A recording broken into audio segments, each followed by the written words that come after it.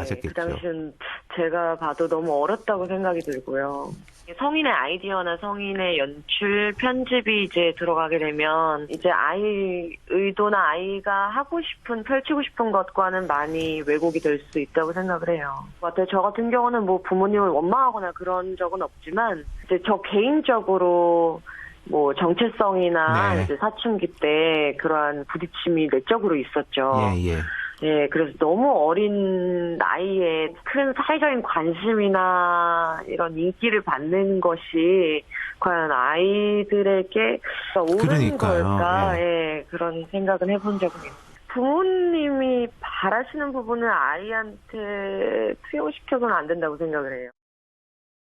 보람TV에 수익이 공개되고 화제를 많이 모았었는데 김성은 양이 보기에는 좀 남녀답지 않아 보이는 것 같아요. 그렇죠. 그러니까 지금 보통은 아니 한 달에 37억 원을 벌어 뭐 95억짜리 빌딩을 샀어. 그게 커 보일지 모르지만 김성은 씨는 당시 이제 1998년도에서 2000년 3년 동안 이제 순풍산부인과라는 시트콤에 출연돼 우리가 많은 분들이 아직도 기억할 만큼 굉장한 인기였잖아요. 예. 그때 7살이었어요. 근데 본인이 그 7살 때 그 인기를 얻고 10년 뒤에 사춘기가 왔을 때 겪었던 충격. 본인은 이미 지나온 일이잖아요. 하다 네. 보니까 3살부터 시작해서 지금 6살까지 4년째 방송을 하고 있는 보람이가 좀 걱정이 되는 거죠.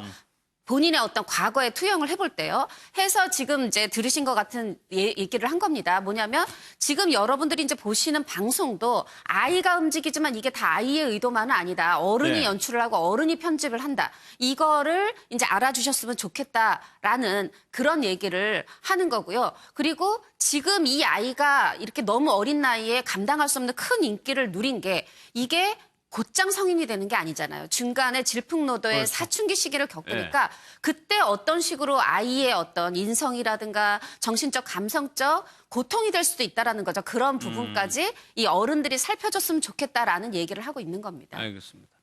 또 하나가 박유천 씨 관련 소식이 손정엽에서 2016년도에 있었던 풍문으로 전해온 내용, 이 수사에 들어가는 것 같아요. 그러니까 2016년 당시에 박유천 씨가 성폭행 혐의로 수사를 네. 받았잖아요. 결국 수사 결과는 사기하고 성매매 혐의로만 이제 다뤄지게 됐는데 그 당시에 풍문이 강남경찰서에서 이 사건을 조사를 했는데 박유천 씨가 실제 수사팀인지는 확인이 안 됐지만 경찰 관계자들을 집으로 불러서 술과 음식을 접대했다.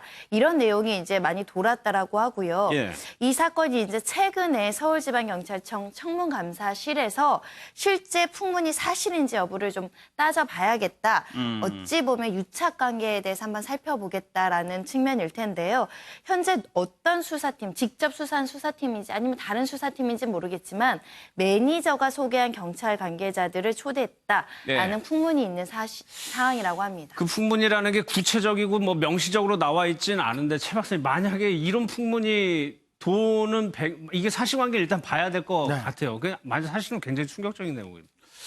이제 저런 것들이 결국은 어떤 사건이 있었을 때 그로 인해서 뭐 술을 마시고 집으로 초대해서 술을 마시고 하면서 무마했다로까지 이제 번지게 되는 거잖아요. 예.